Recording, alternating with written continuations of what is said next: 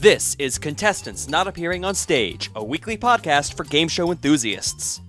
Episode number 12, live in front of an unwilling audience. Recorded February 13th, 2016.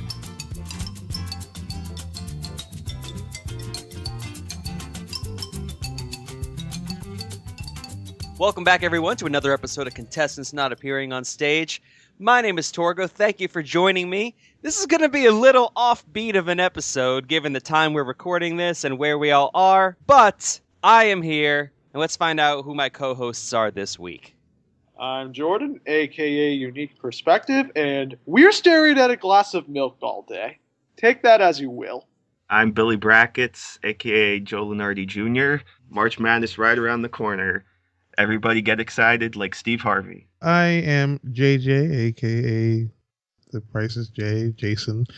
And I would like to say that our wonderful co-host Nick has beautifully manicured hands. This is true. And if you don't know what's going on, and there's no reason why you would, Nick and Adam are joining us live via Skype-a-lite? Is that a word? Skype-a-lite? In Wisconsin.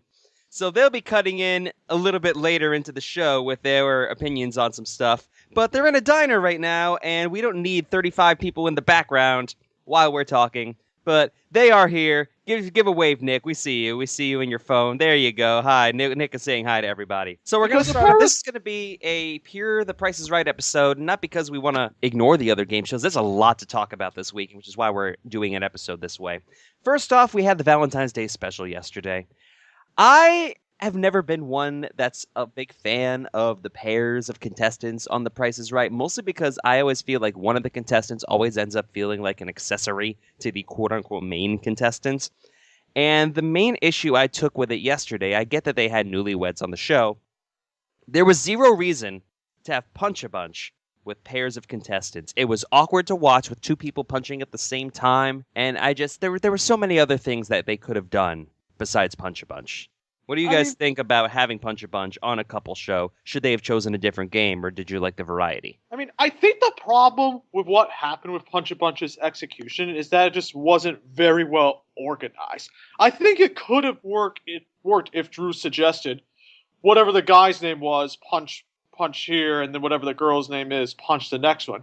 But instead, he just sort of did a free-fall where like, okay, you two, punch the 4 holes in any way you want. And I think therein lied the problem. The pricing was fine. The actual keep the money or bailout part of the game was fine. But because there wasn't a structure in what to punch, there was a bit of overlap, there was a bit of confusion, and that's where, to me, it ended up being a mess. I know if our other co-host Randy were here, he would say that this isn't the first time that they have played Punch on a Valentine's Day special. This isn't the first time that they've played Punch with couples, to which I would say I don't exactly agree with it. They played 10 Chances on a couple special before, and I didn't like that either. I like couples-inclusive games where they don't have to try to share duties when it comes to what to do, and it's the reason why you're not going to see a race game or a bonkers on a couple show anytime soon. That's what you think.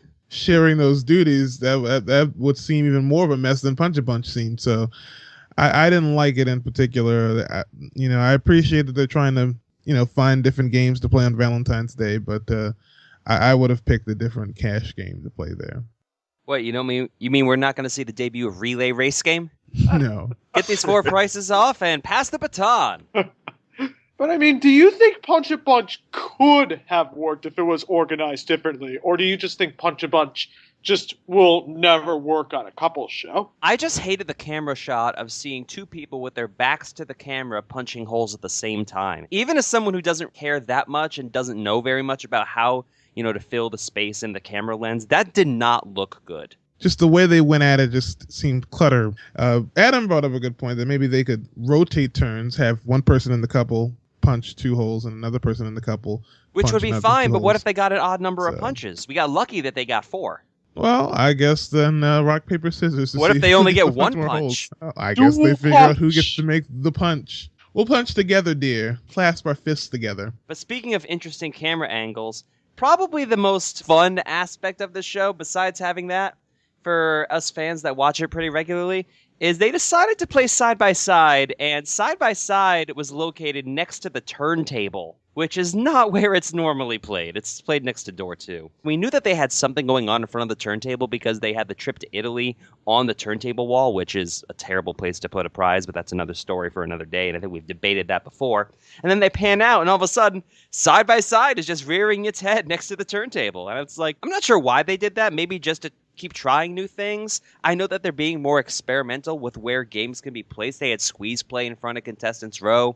They had double prices in center stage, squeeze play at center stage. Do you think it's just them throwing everything at the wall and seeing what sticks, or do you think they're just not caring very much as to what they're doing? My theory is, and I don't know how true or accurate this is, but I have a theory that the idea was centered around the idea of modeling the trip on the turntable, the actual LED wall of the turntable.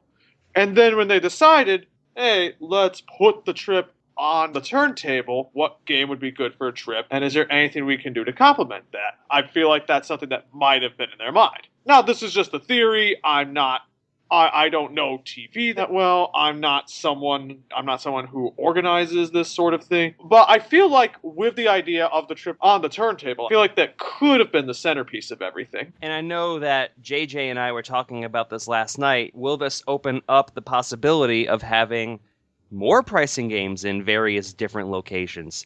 The most obvious one that would work for me, in my mind, is they could actually put card game back where it was back in the 70s and 80s, or move it around wherever. You could have double prices anywhere you want. The problem is a lot of the games have electronic components to them. So where you can place games is limited.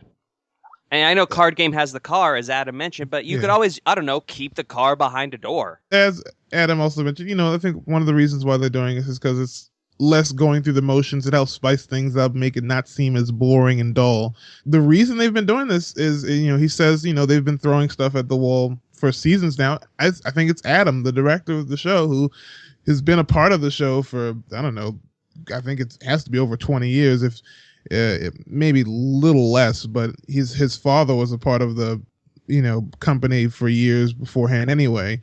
So he's seen the show, been around for, the heyday of the end of Barker and stuff like that. So he's now trying different things out, and that's why we've got, the new clock angle, and that's why we're trying 10 chances where we keep the prizes on the outside of the door, and that's why we got the new whole line, the new whole camera shot. So now that he's the director, he's trying out different things, and I don't mind it sometimes. Sometimes I'm like, oh, this is fun. Let's spice it up a bit. So it does change the pace, and I like Nick's idea of driving out the car as if it was Lucky 7, and then behind door number 3, oh look, it's the card game set. The main problem that a lot of people have with The Price is Right, especially during the later Barker years, and what Mike Richards has tried to remedy, is that the show became stale.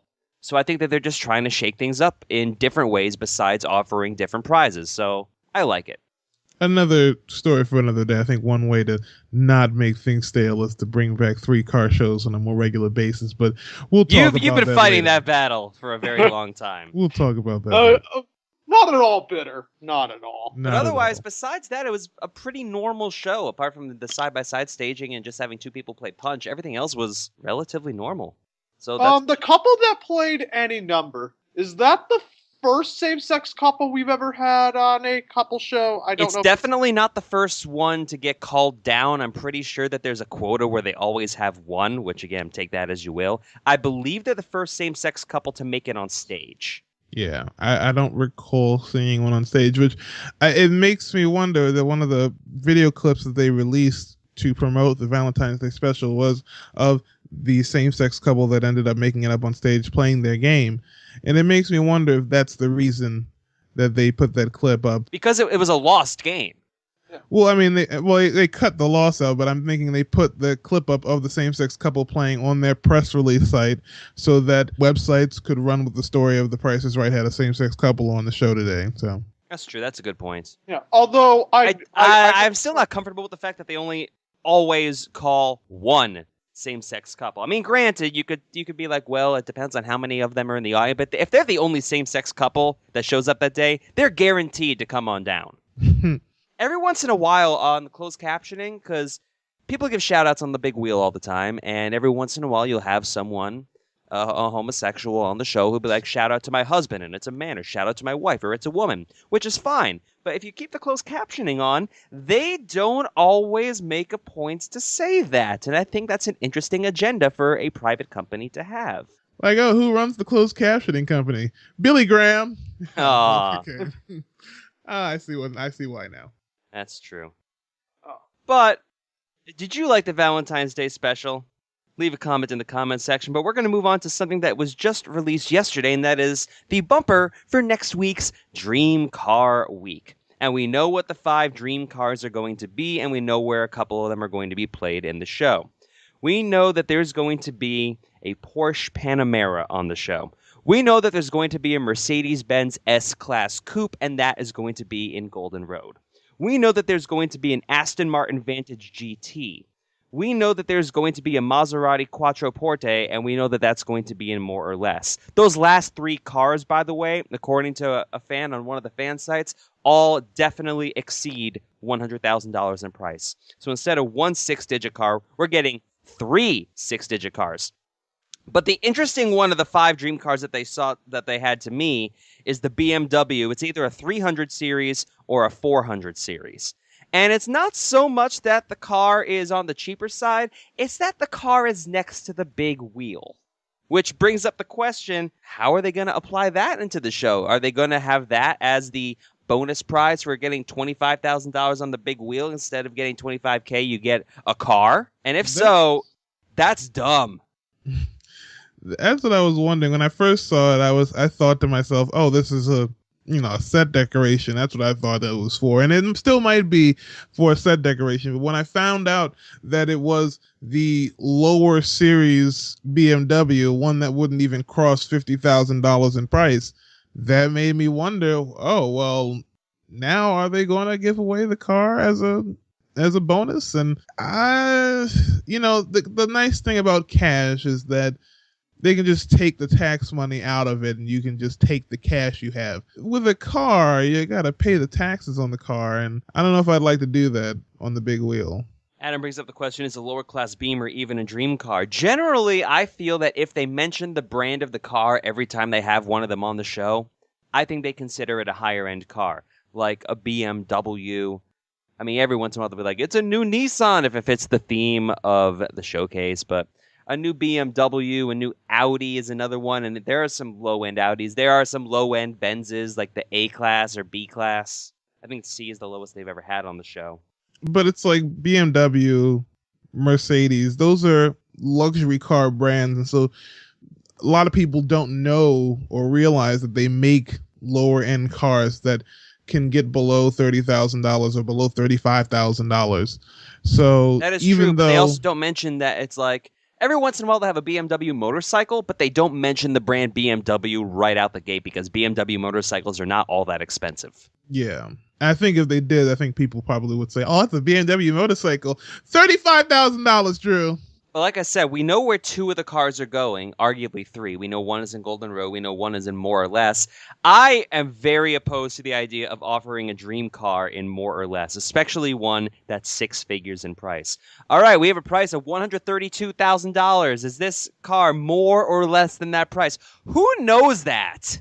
No one. I mean, this reminds me. I mean, if you make it to the car and you know nothing about the car, it's a 50-50 shot, which is better odds than some. I'm actually kind of inclined to say that regardless, it's going to be more because that will emphasize the price of the car. And I mean, listen, it reminds me of Big John's Price is Right game when, because everybody listening knows what Big John's Price is Right game is. Well, I'm saying it, and if you're listening, search it up. You can't play it now, really, but Big John's Price is Right game, he was known for having a lot of his luxury cars in the game that he made, and I would play More or Less, and sometimes I would get a Maybach 420, and it's like, is this Maybach more or less than $428,000? And I'm like, I don't know. So let's just hope for the best. Well, to Torgo's point, what would you rather have? Would you rather have the same repeated dream car games for every dream car week, or would you rather have variety, but have some games that you feel are less of a fit. Because I could actually see both working, and I'm genuinely asking what you as Torgo would prefer. The show has 75 different pricing games. More or less is just one of those I would not choose. They have enough that way they can make it different. I'm not a fan of card game either for that. Switcheroo last year was a lot of fun, but I mean the worst case scenario is why not? They've offered dream cars in games like Hole in One before. Offer a dream car in Spelling Bee. Offer a dream car in 5 price tags. I think that would be great. And they're not doing that because we don't see the those lights behind the car. So we know that's not happening. I feel like 5 price tags would actually be a great car for Dream Car. They've played in a New Year's special a while back. They had gas money with the most expensive winner they've ever had on the show, and they had a dream car in that game, like with an Audi R8. So 5 price tags is a similar setup. I'm surprised they haven't done that yet. Would you ever want to do a non-car for a dream car? Like a pushover kind of deal? I could see that. I like Adam's idea of stack the deck for a dream car. I know some people don't like stack the deck. I like stack the deck, but I feel like that would actually be a good game if you make the grocery items really easy. Because even with 3 free digits, it's still going to be difficult to price the car. Well, make sure it's for a like a $70,000, $80,000 vehicle. So I think that'd be great. But I do like the idea of having dream cars where you don't have to necessarily price the car, but I only would want like one of those out of the week. The rest of them, yeah, you should have to price the car. Even Dice Game, if they have a 6-digit car in Dice Game, and they can make it happen. If they can make 6-digit strikes happen, they can make 6-digit Dice Game happen. The first digit is a 13. I mean, they could do that, or they could do it like they did when they or give first the last started digit using, free also.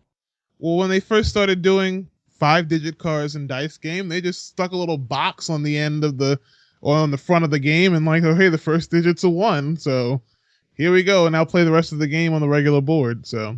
But we do know that all of the dream cars, apart from the one next to the wheel, are behind doors. So that really narrows it down with what they're going to be. I mean, Lucky 7 is not there. But if they're offering I hope the wheel doesn't take up one of the 5 days. Either have the beamer there the entire week, or don't do it at all. Don't offer it for just one day in lieu of a dream card pricing game day. I wouldn't like that. I wouldn't either, but anyway, I don't know if it's the main point of content, but it's something that I don't think any of us saw coming. They announced that they are going to have 3 nighttime specials for The Price is Right. From what I gather, this kind of replaces the Celebrity Week that they've had the past couple years. And they're having that in junction with some other CBS programs such as, Survivor, Amazing Race, and stuff like that. The main question that I said when I saw that is, why? Why are they doing that? They're certainly not doing it for us. They don't care about us wanting nighttime fans. And honestly, I don't think there's been that much of a demand for the nighttime specials. I think people just like more of the larger budgets with the nighttime specials more than the show actually appearing at night. I know it's really difficult for me to watch The Price is Right when it's on in evening hours. Adam is saying ratings over and over again. You probably hear the Skype message sound in the podcast. But they have a lot to compete with in prime time. ABC, as JJ has mentioned in the past, has a really loaded lineup, and they're pushing the game shows. The Return of 500 Questions, To Tell the Truth has been taped for a while. Stuff we've mentioned in prior episodes. So maybe CBS is just trying to stick a known hit in the nighttime specials to try and compete with that, because To Tell the Truth has been off the air for so long that maybe it won't garner that many people watching it because they just don't know what it is. Whereas The Price is Right's been on the air for 44 years, people are going to know what that is. I wonder if the goal is more to promote the specific reality shows, because as Torgo mentioned, there's Amazing Race and Survivor. There's also Big Brother. Survivor's had 20-something seasons. Does it really need the promotion at this point? Yes. I mean, I just feel that, Survivor is not the hit it once was. Not a lot of things in television are, but even as CBS has had a great schedule, I'm surprised they've kept the reality shows that they've had around as long as they have. I mean, and they said it was cross-promotional, so I wonder if they're going to ultimately end up tying these airings to the specific shows. Like, is there a special that's going to be airing during this next season of Survivor? Is there a special that's going to be airing in the summer for Relation for Big Brother? And that's true. I'm not sure if that's what's going to happen, but to Adam's point, Adam brought up the point, why are they doing this? They have the number one shows.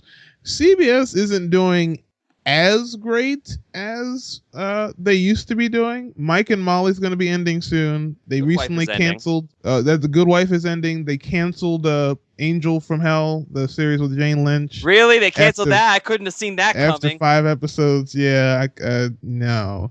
And the sad part is that, it's pulling in like 8-9 million people as on a Thursday or whatever, and that's like really good for something like NBC. But CBS is like, oh no, we have higher standards than that.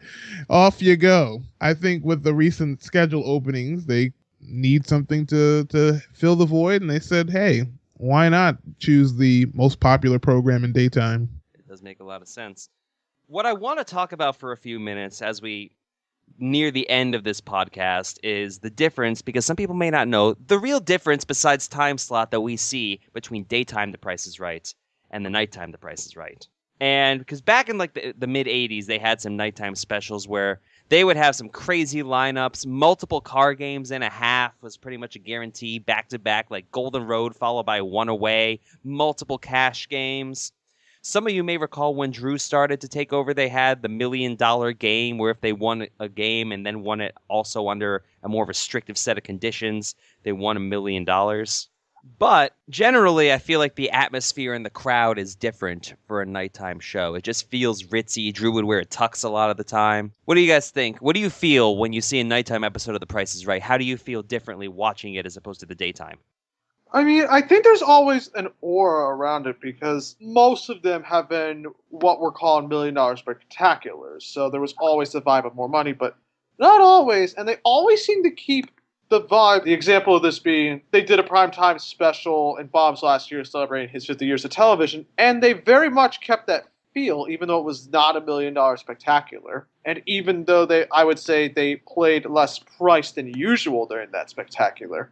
There's always a certain aura around it, and I'm curious whether they're going to keep that aura this time, even though it's mostly a tribute to these reality TV shows, with the quote-unquote celebrities just being the people who have played these shows. Well, the question that I would follow that up is, if you want to keep the same vibe as Bob's 50th, you may want to recall that Bob's 50th celebration of 50 years on television only had 3 pricing games in an hour because the rest of it was filled with clips. If they're celebrating certain TV shows that are going to be promoting their new seasons, are we going to get a lot of clips of the upcoming season of that show with only 3 pricing games? The precedent is there. Guests are going to show up. Will they do that? I don't think they will, because I'm seeing this more in the way that I saw, the Super Bowl special from last week, where it's just going to be a lot of corporate synergy as they promote the upcoming seasons of these reality shows. So I hope not. I hope they, use the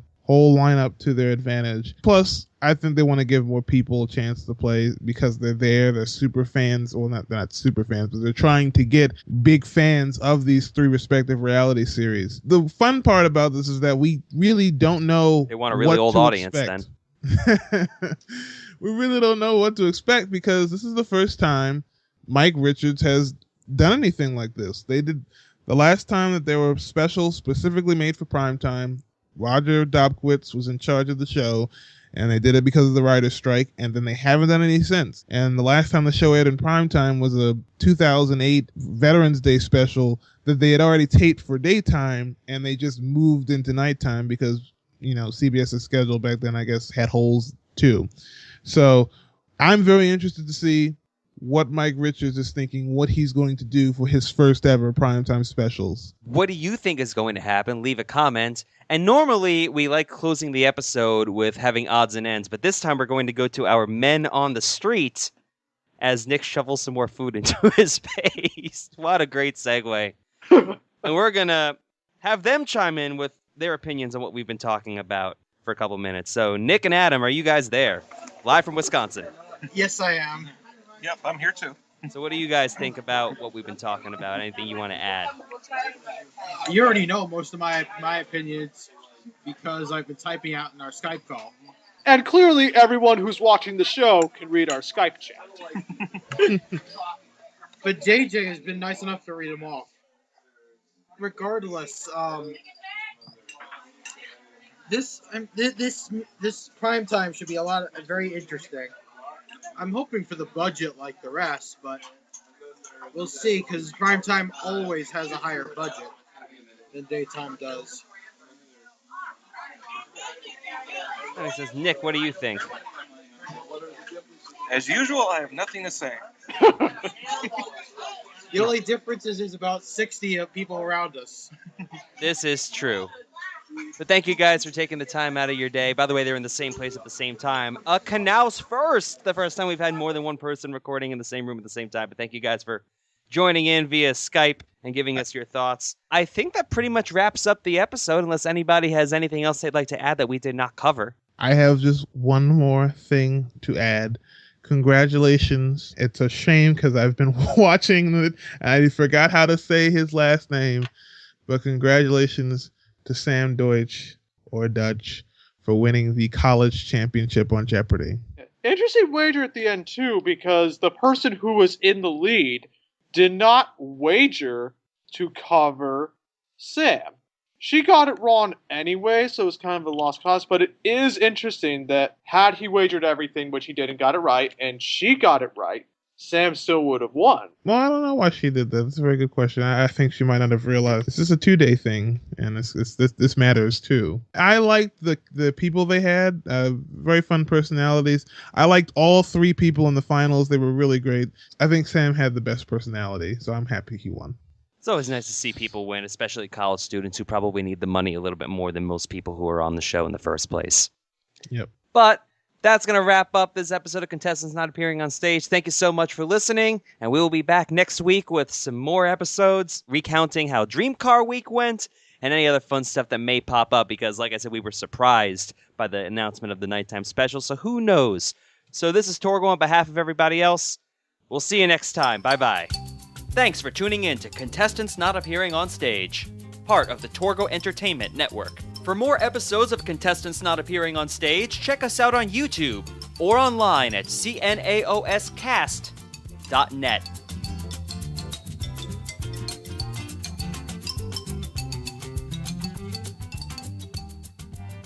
I'm never doing this at 10 in the morning again.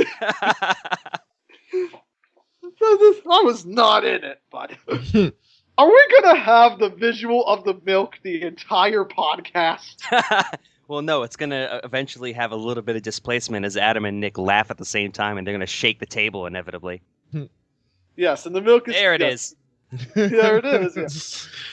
With it all. Don't offer it for just one day in lieu of a Dream Card pricing game day. I wouldn't like that. I wouldn't either, but that's what I think. As we are Also, watching Adam and Nick get their breakfast. Breaking news, Nick is having scrambled eggs with ketchup. Yum.